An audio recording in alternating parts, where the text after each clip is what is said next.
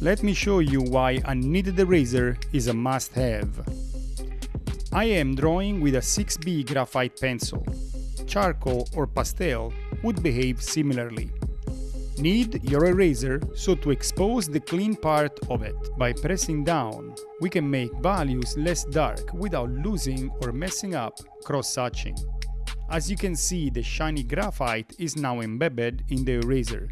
You can clearly distinguish the mark making. We can take more graphite out with an additional stamp of the eraser. Not as much was lifted this time, but enough to show a difference.